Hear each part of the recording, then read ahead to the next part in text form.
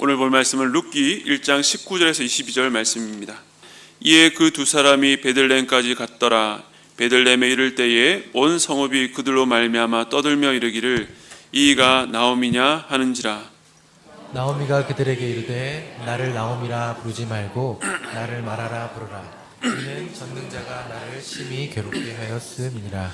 내가 풍족하게 나갔더니 여호와께서 내게 비어 돌아오게 하셨느니라.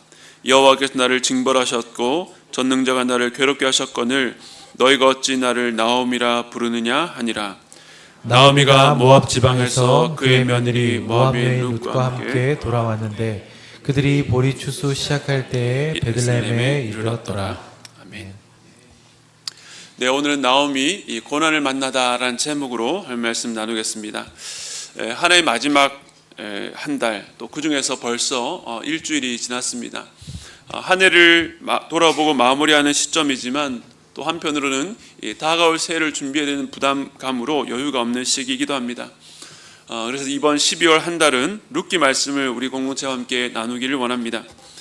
룻기는 4장으로 되어 있는 아주 짧은 성경인데요, 이 앞과 뒤에 있는 사사기와 또 사무엘상과 비교해 보면 하나님의 일하심이 전면에 드러나지 않는 소소한 한 가정의 이야기로 보입니다.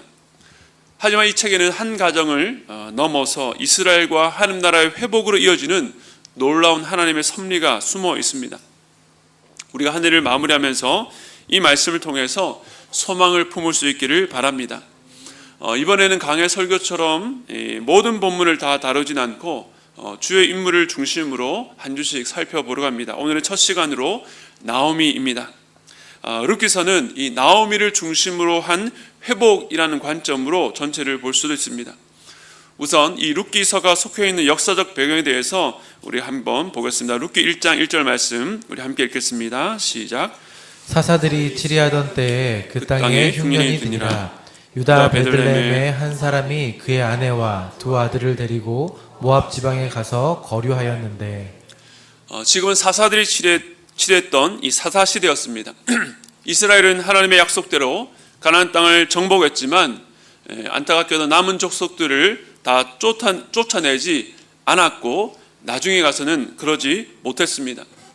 그렇게 그들과 함께 더불어 살면서 가나안의 문화와 또 종교에 물들게 되었고 결국 이스라엘의 다음 세대가 다른 세대가 되는 참 안타까운 일이 일어나고 말았습니다. 이러한 시대에 대해서 성경은 그때에 이스라엘의 왕이 없었으므로 사람이 각각 자기 속에 오른 대로 행하였더라라고 진단합니다. 즉 하나님이 왕이신데 각자가 왕이 되어 살다 보니 이 사회가, 이 나라가 굉장히 무질서해진 것입니다. 이러한 사사시대의 영적 위기는 도덕적, 정치적 어려움으로 이어지게 되었습니다. 룻기서는 이렇게 혼란스러운 시대에 있었던 일을 다룹니다. 그런데 이때에 흉년이 들었다라고 말합니다. 특별히 이 유대 땅에 베들레헴에 흉년이 들었다는 것은 참 기이한 일이었습니다. 이 베들레헴이라고 하는 이름은 떡집이란 뜻인데 그만큼 이 지역은 이 보리와 감람나무를 비롯해서 각종 농산물이 풍부하고 풍요로운 땅이었습니다. 그런데 이 땅에 흉년이 든 것은 그저 우연히 일어난 자연적인 현상만으로 볼 수가 없습니다. 룻기는 이러한 상황 가운데 살던 유대의 베들레헴의 한 가정을 조명하고 있습니다. 그 가정의 이름은 엘리멜렉인데 이 이름의 뜻은 나의 하나님은 왕이시다입니다. 참 좋은 이름으로 그 부모 세대의 신앙 고백이기도 합니다. 그런데 이 가정에 두 아들이 있었는데 이름이 특이합니다. 말론과 기럨인데 이 말론은 병든, 그리고 기럨은 쇠약하다라는 뜻을 갖고 있습니다. 그러니까 나의 하나님은 왕이시다라는 이름을 가진 아버지가 병든, 쇠약한 이름의 아들을 낳은 것입니다. 사사시대, 그리고 흉년, 그리고 한 가정을 조명하면서 영적으로 급격히 쇠락해가는 현실, 당시 영적 침체의 단면을 보여주는 것 같습니다. 엘리멜렉은 흉년을 만났을 때에 자기 아내와 두 아들을 데리고 모압에 가서 거류하게 되었다라고 말합니다. 생계를 위한 어쩔 수 없는 선택으로 볼 수도 있지만 거주지를 옮긴다는 것은 그렇게 단순한 문제가 아니었습니다. 몇 세대 전 이들의 조상들은 가나안 땅에 정착했습니다. 이곳은 이스라엘이 거주할 곳을 찾다가 정착한 땅이 아니라 하나님께서 이 백성을 택하시고 그들에게 허락하신 땅이었습니다. 그런데 이 가정이 이 땅을 떠난 것입니다. 물론 그들이 겪게 된 흉년은 이 사사시대라고 하는 구조적으로 타락한 시대에 살면서 이 자신들의 의사와는 상관없이 겪는 공동체적 고난일 수 있습니다. 아직까지는 이 고난이 하나님의 심판인지 믿음을 위한 연단인지 아니면 사단의 시험인지 그 원인이 무엇인지 단정지을 수는 없습니다. 하지만 이 고난을 만난 가족의 선택에 대해서는 깊이 고민할 필요가 있습니다. 하나님께서 주신 땅을 떠난다는 것은 그만큼 신앙적으로 더 큰 위험에 노출될 가능성이 높다는 것을 의미하기 때문입니다. 특히 모세 율법책의 교류를 금지했던 이 모압 사람들의 땅으로 갔다는 것은 하나님의 말씀에 근거한 선택이기보다는 스스로의 판단일 가능성이 더 높아 보입니다. 그래도 저는 이 가정의 결정이 명백하게 잘못되었다라고 말하기보다는 아직까지는 관찰자로 살피기 원합니다. 우리가 이 가정의 고민들과 결정을 속속들이 아는 내부자가 아니기 때문입니다. 하지만 이 말씀을 보면서 적어도 우리 스스로에게 이렇게 정의해 볼 수 있을 것 같습니다. 우리가 인생에서 뜻밖의 고난, 위기를 만났을 때에 그 고난 앞에서 우리는 무엇을 기준으로 판단하고 행동해 왔는가입니다. 그저 눈앞에 있는 당장의 문제 해결이 중심이 되어서 자신의 지혜와 경험대로 살았던 것은 아닌가? 혹은 이 고난을 겪게 된 시대와 주변 환경에 대해서 불평만 하고 살았던 것은 아닌가? 그런데 하나님은 이 고난의 원인이 무엇이든 우리의 감정과 느낌, 자신의 판단이 아니라 바로 하나님의 말씀을 기준으로 어떻게 해야 될지를 하나님께 묻기를 원하신다는 것입니다. 오늘 이 나오미의 가정에 첫 번째 닥친 고난은 흉년이었고 그에 대한 이 가족의 선택은 모압 땅으로의 이주였습니다. 그런데 안타깝게도 모압으로 이주한 뒤에 더 큰 고난이 기다리고 있었습니다. 룻기 1장 3절 말씀 함께 보겠습니다. 읽겠습니다. 시작. 나오미의 남편 엘리멜렉이 죽고 나오미와 그의 두 아들이 남았으며. 인생에서 만난 고난의 문제를 해결해 보려고 나섰던 이 가족이 낯선 땅에서 경험하게 된 것은 남편이자 이 가정의 가장인 엘리멜렉의 죽음이었습니다. 이주하고 나면 먹고 사는 문제가 좀 나아질 줄 알았는데 이 가정을 이끌어야 될 가장이 죽게 된 것입니다. 그날은 이 가족들에게 나의 하나님은 왕이시다라고 하는 신앙이 흔들리는, 아니 죽는 현장이었을지도 모릅니다. 그리고 4절에 보면 두 아들이 이곳에서 모압 여자 중에서 아내를 맞이했다라고 나옵니다. 성경 전체를 볼 때에 이방 여인과의 혼인은 결코 좋은 시그널이 아닙니다. 어쩌면 아버지를 잃은 고난 앞에서, 그 상실감 앞에서 이 땅 사람과 혼인을 통해서 안정을 시도한 것일 수도 있습니다. 그런데 안타깝게도 또 한 번 큰 고난을 겪게 되었습니다. 1장 5절에 말론과 기럨 두 사람이 다 죽고 그 여인은 두 아들과 남편의 뒤에 남았더라. 말론과 기럨, 그들의 이름처럼 병에 걸려서 죽었는지 알 수 없지만 이제 여인, 이 나오미만 뒤에 남았다라고 말합니다. 처음에 남편이 죽고 남아 있었는데 이제는 두 아들까지 죽고 홀로 남아 있었던 것입니다. 그러니까 베들레헴에서 모압으로 넘어올 때 함께했던 네 가족들 가운데 오직 나오미만 남은 것입니다. 줄지어 죽는 가정에서 살아남았다는 것은 천만다행이라고 말할 수도 있지만 이 나오미에게 살아남았다는 것은 어쩌면 죽는 것보다 더한 고통이자 저주처럼 여겨졌을 것입니다. 두 아들이 죽기 전에 차라리 자신이 먼저 죽었다면 좋았겠다라고 생각했을지도 모릅니다. 나오미 곁에 가족들이 이처럼 차례대로 떠나고 이제 홀로 남게 된 것입니다. 정말로 벼랑 끝까지 내몰렸습니다. 하지만 여기서도 나오미의 남편이 죽고 이어서 두 아들이 죽게 된 것에 대해서 이것이 하나님의 심판이었다라고 단정짓지 않았으면 합니다. 물론 상황으로 보면 약속의 땅을 떠나고 이방 여인과 결혼해서 일어난 결과로 판단할 수 있지만 성경이 그렇다고 그것을 명시적으로 말하고 있지는 않습니다. 우리는 성경 인물들이 겪는 불행에 대해서 마치 하나님처럼 그 상황을 판단하려는 경향이 있습니다. 물론 성경은 죄에 대해서 분명한 심판이 있다라고 말합니다. 하지만 하나님께서 직접 혹은 선지자를 통해서 말씀하지 않으셨다면 판단을 유보해야 되는 것입니다. 나오미가 겪는 고난에 대해서 이것은 죄로 인한 심판이라고 쉽게 말하는 것은 동일한 연약함을 지닌 우리가 할 수 있는 말은 아닙니다. 우리는 먼저 지금 나오미가 겪고 있는 고난, 그 고통에 대해서 같은 혈과 육을 지닌 자로서 깊이 공감해야 되는 것입니다. 여러분들 중에서도 이 나오미가 겪은 불행만큼은 아닐지라도 비슷한 경험을 하신 분들이 있을 것입니다.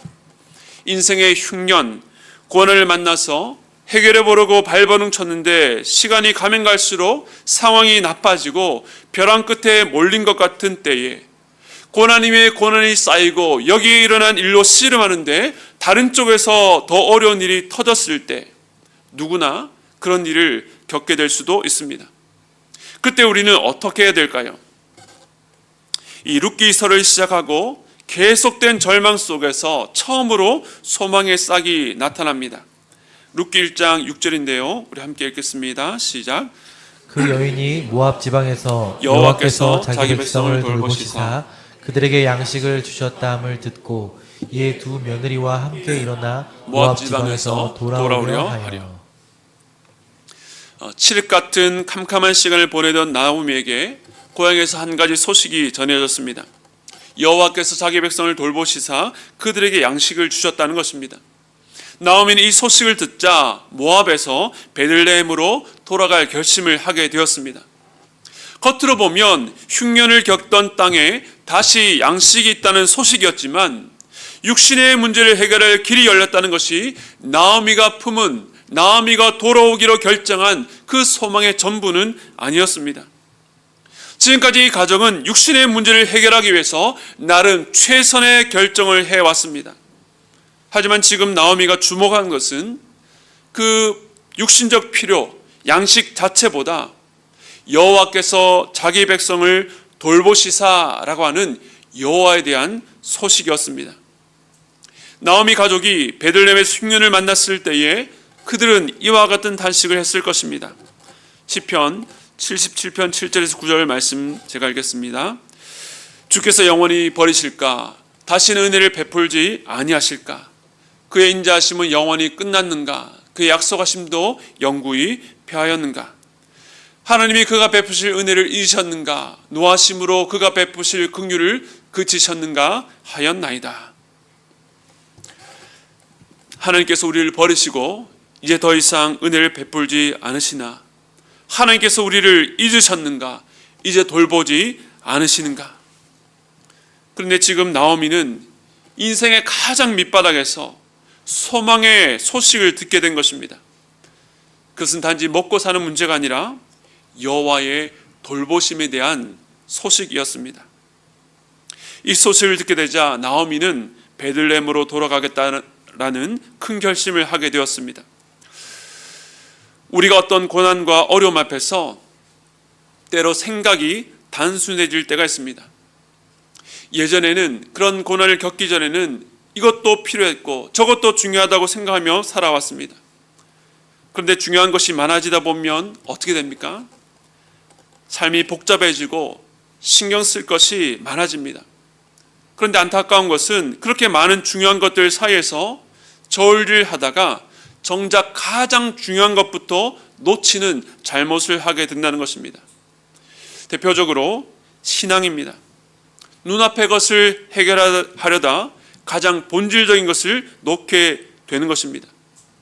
그런데 인생의 벼랑 끝에서 내 인생에서 가장 중요한 것이 무엇인지, 또 전에는 정말로 중요하게 생각했던 것들이 그렇게 중요하지 않다는 것을 깨닫게 될 때가 있습니다.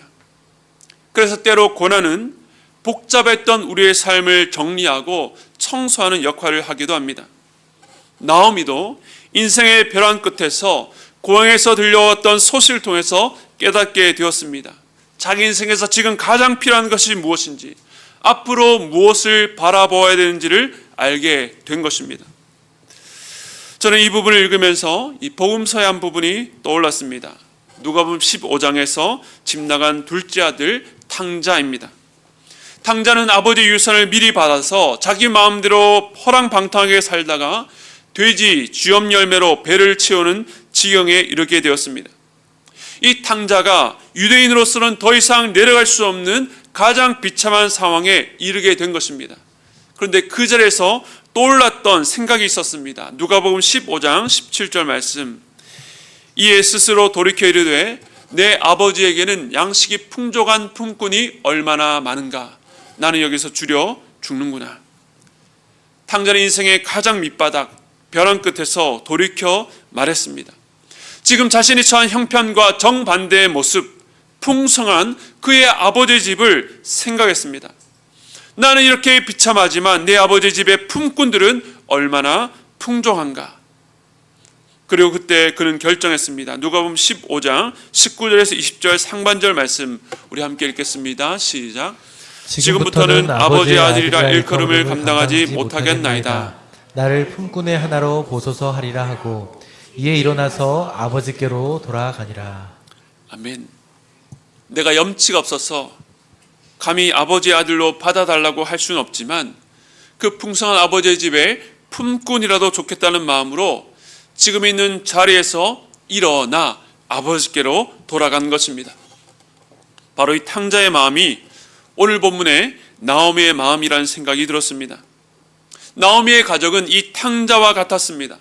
약속의 땅에서 하나님의 백성으로 그 기업을 대대로 상속받을 자였던 엘리멜렉과 그의 가족들은 흉년을 만나서 이 문제를 자기 스스로 해결하고 베들레헴을 떠났습니다. 그런데 아버지의 집에서 받은 그 풍성한 모든 것들을 낭비하여 궁핍하게 된 둘째 아들 탕자처럼 나오미는 남편과 두 자식을 모두 잃게 되었습니다. 두 아들 모두 자녀가 없이 죽었기 때문에 이 가정의 대를 이을 소망도 사라지게 되었습니다. 그런데 룻기는 이 비참한 현실을 보여주고 끝나지 않습니다. 이 비참한 고난이 룻기서의 끝이 아니라 이제 그 이야기의 시작이라고 말합니다. 즉 성경은 너희가 하나님 말씀 안 듣고 네 마음대로 살면 남편도 두 아들도 다 뺏겠다고 협박하는 책이 아닙니다. 우리가 주목해야 될 것은 내 삶에 일어난 불행의 원인을 찾고 그에게서 책임을 추구하는 것이 아니라 후회하고 원망한 것이 아니라 우리의 아버지가 어떤 분이신가라고 하는 것입니다. 하나님은 자기 백성들의 불완전함, 죄성과 반역에도 불구하고 긍휼과 사랑으로 돌보시는 분입니다. 나오미는 타국에서 이런 하나님을 떠올리고 돌아가기로 결정한 것입니다. 그러므로 우리가 고난 가운데 해야 될 일은 이 탕자나 나오미처럼 풍성한 아버지께서 자기 백성을 돌보셨다는 소식을 듣고 자신도 그러한 하나님의 돌보심을 사모하며 돌아가는 것입니다. 그것이 현재 겪고 있는 현실에 대한 당장의 해결책처럼 보이지 않을 수도 있습니다. 내가 그렇게 한다고 내 삶에 무슨 변화가 있냐라는 회의의 소리도 내면에서 들어올 수 있습니다. 하지만 이 결단, 이 방향 전환이야말로 회복을 위한 첫 걸음입니다. 그런데 사실 고향으로 돌아가겠다는 나오미의 결정은 결코 쉬운 것은 아니었습니다. 결정을 넘어 결단이라 할 만큼 큰 용기가 필요했습니다. 나오미가 고향에 도착했을 때 사람들의 반응입니다. 19절 말씀 우리 함께 읽겠습니다. 시작. 이에 그 두 사람이 베들레헴까지 갔더라. 베들레헴에 이를 때에 온 성읍이 그들로 말미암아 떠들며 이르기를 이가 나오미냐 하는지라. 나오미가 베들레헴에 이를 때에 온 성읍이 그들로 말미암아 떠들었습니다. 나오미와 그의 가정은 이곳 베들레헴에서 그만큼 유력한 사람들이었기 때문입니다. 그런데 그 사람들이 10년 만에 돌아온 나오미를 보면서 하는 말이 이가 나오미냐. 깊은 슬픔으로 몸과 마음이 상한 나오미의 겉모습이 많이 달라져 있었을 것입니다. 믿을 수 없다는 뜻이기도 했고 안 됐다라고 하는 동정의 표현이었을 것입니다. 혹은 나오미를 질투했거나 그가 겪은 불행에 대해서 선입견을 가진 자들에게는 그녀를 정죄하는 표현이었을 것입니다. 하지만 어떤 반응이든 모두가 나오미를 힘들게 했던 것은 분명합니다. 그래서 이렇게 과거에 자신하는 사람들 속으로 다시 돌아온다는 것은 쉽지 않은 일이었습니다. 나오미도 이 상황을 충분히 예상했을 것입니다.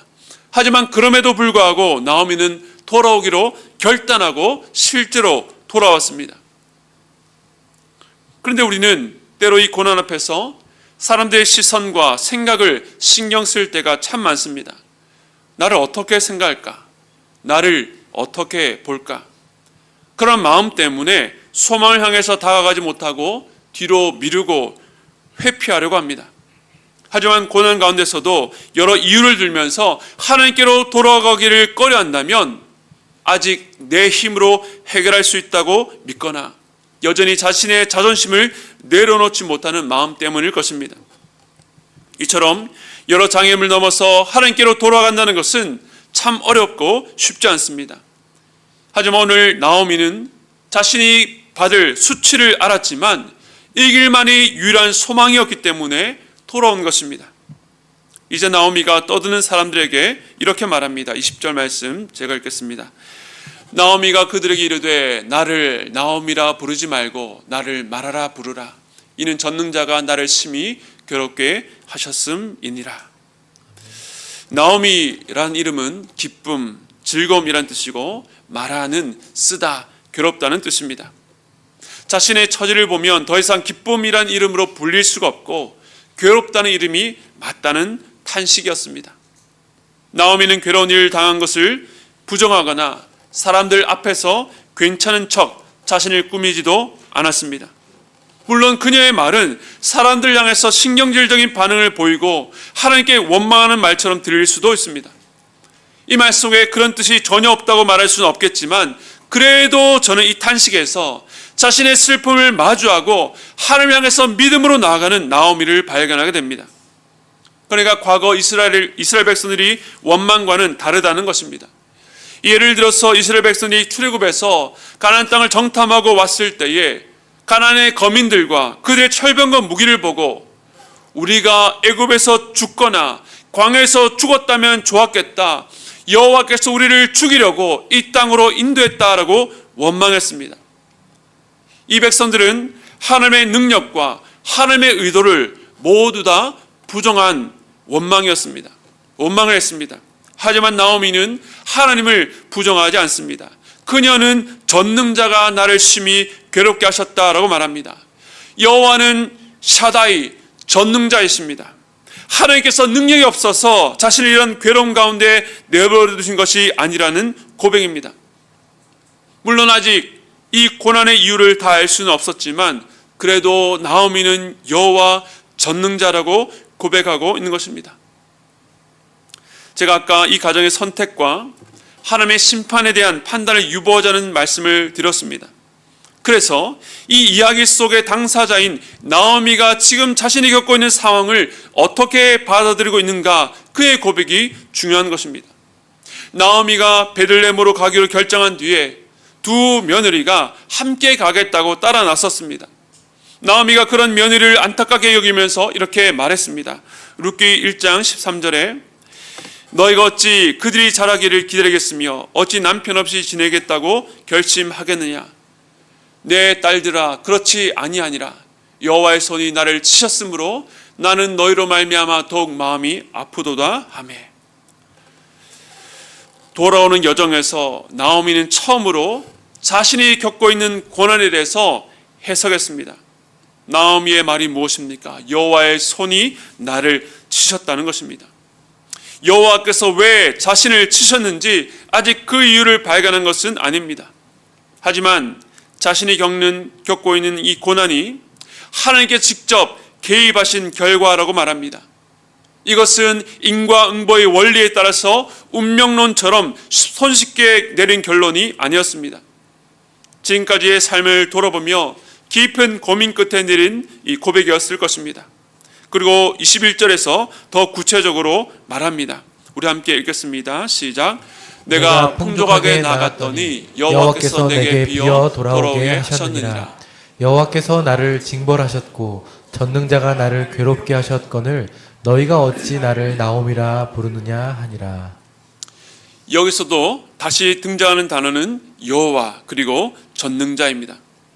여호와께서 나를 비어 돌아오게 하셨고 나를 징벌하셨고 나를 괴롭게 하셨는데 그분은 여전히 전능자라고 고백합니다.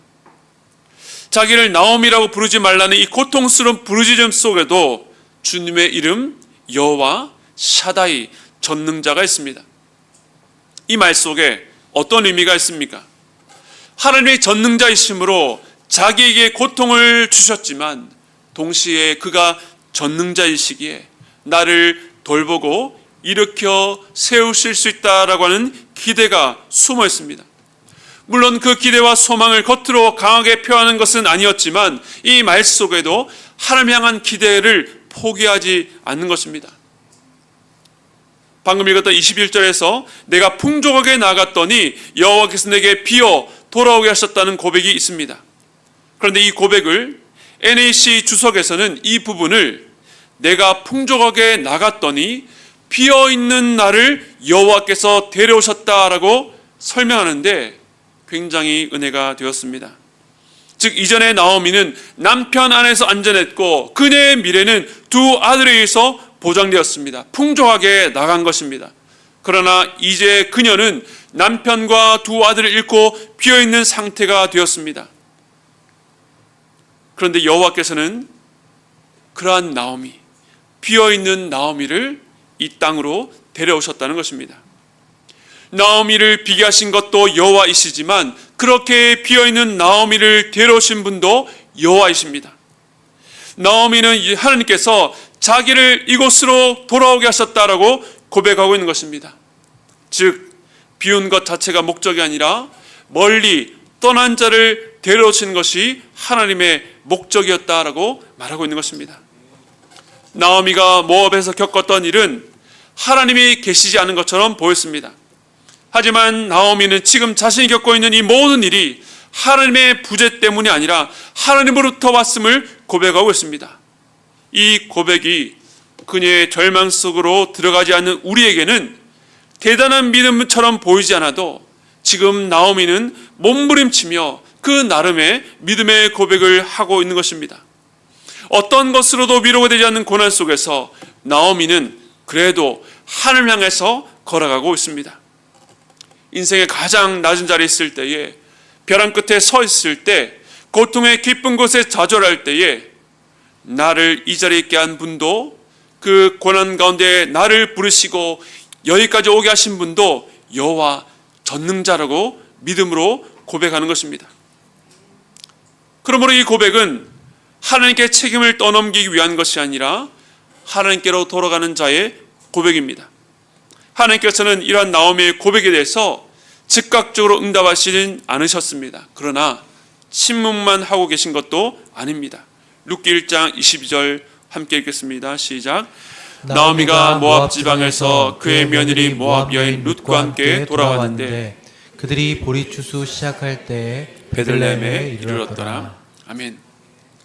하나님께서는 당자가 돌아왔을 때에 뛰쳐나왔던 아버지처럼 두 손 두 발 들고 환영하며 나오미를 맞이해 주지는 않으셨습니다. 그러나 다시 돌아온 나오미를 위해서 하나님은 준비해 주셨습니다. 흉년 때문에 이 땅을 떠나서 더 극심한 인생의 흉년을 만났던 나오미를 위해서 하나님은 자신 안에 있는 기쁨을 다 드러내지 않으시고 마침 보리 추수 시작할 때가 되었다는 배경을 통해서 자신의 마음을 나타내신 것입니다. 그 마음이 무엇인지 앞으로 룻기서를 통해서 우리는 보게 될 것입니다. 나중에 이 모든 회복을 경험한 뒤에 나오미가 오늘 우리에게 이 말씀을 이용해서 말할 것입니다. 우리 호세아 6장 1절 말씀 함께 읽겠습니다. 시작. 오라 우리가 여호와께로 돌아가자. 여호와께서 우리를 찢으셨으나 도로 낫게 하실 것이요 우리를 치셨으나 싸매어 주실 것입니다. 아멘. 나오미는 지난 삶을 돌아보며 여호와의 손이 나를 치셨다고, 나를 징벌하셨다고 고백했습니다. 그러나 그 말은 하나님께서 나를 버리셨다는 뜻은 아니었습니다. 비워버린 자신을 데려오신 전능하신 하나님을 고백합니다. 나오미는 그렇게 하나님의 이끄신 가운데 순종해서 베들레헴까지 돌아오게 된 것입니다. 하나님께 그렇게 돌아오게 하신 이유가 무엇입니까? 나를 찢으셨으나 도로 낫게 하실 것이요 나를 치셨으나 싸며 주실 것이다. 나오미가 이것을 경험했기에 우리에게 담대히 선포할 것입니다. 이 연말에 여러분을 나오미 같은 마음으로 만드는 것은 무엇입니까? 소망이 사라지고 이제 내게 남겨진 것이 없다고 느껴지십니까? 나오미처럼 지금 내 인생은 말하라고 부르고 싶은 분들도 계실 것입니다. 우리가 어떻게 그 어둠 속에서 회고할 수 있겠습니까? 하나님께로 돌이켜야 합니다. 물론 돌아가기 위해서는 넘어야 될 장애물이 많을 수 있습니다. 하지만 이 길밖에 없기에 전능하신 하나님께서 나를 이곳에 두셨다. 하나님께서 나의 모든 상황을 아신다는 믿음으로 하나님께로 돌아가야 되는 것입니다. 그때에 회복이 시작됩니다. 나를 비게 하신 분도 여호와이시지만 비어있는 나를 다시금 이 예배의 자리로 데려오신 분도 여호와이신 것을 믿으시기 바랍니다. 그러므로 오늘이 하나님께로 돌아가는 시작이 되기를 바랍니다. 우리 모두가 하나님께로 돌아가서 낫게 하시고 싸매시는 은혜를 누리는 저와 여러분 되시기를 주님의 이름으로 축원드립니다. 우리 말씀을 기억하시면서 우리 찬송가 273장 나 주를 멀리 떠났다 우리 함께 찬양하도록 하겠습니다. 나 주를 멀리 떠났다 이제 옵니다. 나 죄의 길에 시달려 주여 옵니. 나 이제 왔으니 나 이제 왔으니 내 집을 찾아 주여 나를 받으사 맞아주소서. 이절로 찬양했습니다. 그 귀한 세월 보내고 그 귀한 세월 보내고 이제 옵니다. 나 뉘우치는 눈물로 나 뉘우치는 눈물로 주여 옵니다. 나 죄에 매여 고달파 나 죄에 매여 고달파 이제 옵니다. 주 크신 사랑 받고자 주 크신 사랑 받고자 주여 옵니다. 나 이제 왔으니 나 이제 왔으니 내 집을 찾아 주여 나를 받으사 맞아. 나 이제 왔으니 내 집을 찾아 나 이제 왔으니 내 집을 찾아 주여 나를 버려서 주여 나를 받으사. 우리 더 큰 목소리로 사절로 함께 찬양했습니다.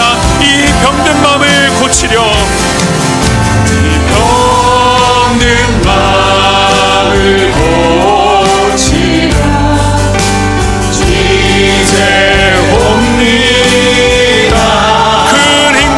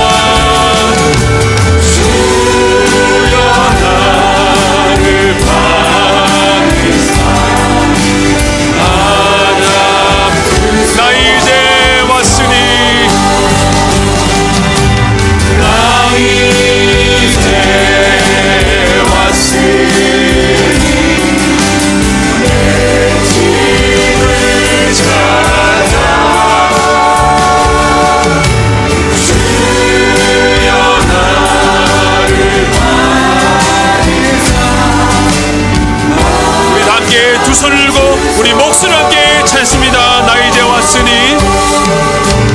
나 이제 왔으니 내 집을 찾아 주여 나를 받으사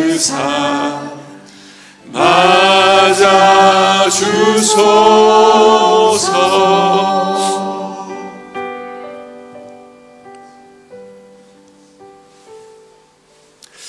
이런 말이 있습니다. 신자는 넘어져도 하늘을 향해서 넘어져야 한다. 여러분이 지금 연말을 앞두고 어떤 고난과 고통 마치 벼랑 끝에 있는지 모릅니다. 그러나 우리가 처해 있는 고난과 어려움이 다 다르다 할지라도 우리가 그 상황 가운데 할 수 있는 유일한 길은 단 하나, 아버지께로 돌아가는 것입니다. 주께서 나를 치셨어도 우리를 싸매어 주실 것입니다. 우리가 가는 곳은 남의 집이 아니라 내 아버지의 집, 내가 머물 곳, 주님의 돌보심 있는 하나님의 처소입니다. 우리 주님께서 우리를 그 자리로, 은혜의 자리로 초대하십니다. 더 이상 고집 피우지 마시고, 더 이상 다른 변명되지 마시고, 다른 길을 찾지 마시고 주님께로 나아가는 우리 시간 되기를 바랍니다. 주님께로 나아갈 때에 주님 반드시 우리를 회복시켜 주실 것입니다. 우리 함께 우리 어려운 형편들과 이런 마음을 답답하게 하고 누르는 그 짓누르는 문제를 가지고 우리 주님께 함께 나가서 함께 기도하기 원하고요. 우리 한 가지 더 기도할 것은 우리가 매주 수요일마다 환우를 위해서 기도하고 있는데 우리 박병실 집사님, 우리 신은희 집사님의 어머니 되십니다. 이미 난소암이 온몸에 전이가 되어서 손쓸 수 없는 가운데에 지금 소장이 어제 갑자기 소장이 천공이 생겨서 그곳으로 복막염으로 전이가 되었고 지금 지난밤에 급하게 이제 수술했습니다. 다행히 수술이 잘 끝났는데 지금 심장과 신장의 수치에 어려움이 있다고 합니다. 우리 주님께서 지금 고난 가운데 있는 우리 박별시 집사님 찾아가 주셔서 주님께서 위로하시며 힘주시고 아버지 그 모든 어려운 힘든 수치들이 다시금 회복될 수 있도록 하나님의 이 땅에 있는 동안 주님께서 평안으로 우리 집사님을 인도해 주시도록 우리 함께 기도하도록 하겠습니다. 함께 기도하겠습니다. 하나님, 오늘 나오미처럼 나를 보호해줄 남편도 내가 앞으로 기대할 자녀도 없는 것처럼 비어있는 우리 성도들 이 자리에 앉아 계십니까? 그러나 비어있는 그를 오늘 이곳으로 돌아오게 하신 분이 바로 주님이신 줄로 믿습니다. 주님께서 치셨으나 싸매시고 고치시고 회복하실 줄로 믿습니다. 우리의 모든 어려운 상황과 고난과 내 힘으로 해결할 수 없는 것들, 내 안에 더 이상 소망이 없다는 것들, 우리 모든 절망까지도 주님께로 들고 나아가 아래는 우리가 될 수 있도록 붙잡아 주시옵소서. 나오미가 수많은 사람들에 둘러싸여서 걱정과 정죄와 조롱과 긍휼의 눈을 받을 때에도 여호와 그분은 샤다이 전능자시다 라고 고백했던 그 몸부림치는 믿음의 고백이 우리 안에도 있게 하여 주시옵소서. 내가 만난 고난으로 말미암아 주님을 떠나는 것이 아니라 그 이해할 수 없는 고난 덕분에 주님께로 나아가는 우리가 될 수 있도록 붙잡아 주시옵소서. 주님께서 우리를 돌이켰으니 주님께서 우리를 회복해 하실 줄로 믿습니다. 주님, 각가의 아픈 마음과 아버지 해결할 수 없는 그 문제를 주님께 들고 나아가오니 아버지 앞에 부르짖고 주님께 그 모든 것들을 맡길 때에 하나님께서 가장 선한 길로 인도하여 주시옵소서. 주의 이 시간 우리 병상 가운데 있는 박병실 집사를 위해서 함께 기도하였습니다. 주님, 더 이상 항암 치료할 수 없는 가운데에 그저 버티며 살아가는 그 현장 가운데에 갑자기 소장에 천공이 나서 또다시 어려운 지경 가운데 있게 되었습니다. 그러나 주님께서는 그 어려운 가운데서도 그 병상에 천사를 보내시고 함께 기도하게 하시고 또 함께 지난 밤 늦게 수술하게 하신 줄 믿습니다. 주님의 그 걸음을 인도하고 계시오니 주님께 그 모든 생명을 맡겨드립니다. 하나님, 지금 심장과 신장의 수치가 어려움 가운데 있는데 주께서 불쌍히 여겨주시고 그것을 회복할 수 있도록 붙잡아 주시옵소서. 다시금 회복되고 의식이 회복되어서 가족들과 만날 수 있도록 도와주시고 이 어려운 가운데 하나님의 돌보심과 도우심을 서로가 말하며 위로할 수 있도록 붙잡아 주시옵소서. 지금은 우리 주 예수 그리스도의 한량없는 은혜와 하나님 아버지의 무한하신 사랑하심과 성령님의 감동 감화 교통하심의 역사가 절망과 벼랑 끝에서도 우리를 붙드시는 하나님을 바라보며 주님께로 나아가겠다고 고백하고 결단하는 우리 모든 성도들의 머리 위에 지금으로부터 영원토록 함께 있기를 축원드리옵나이다. 아멘.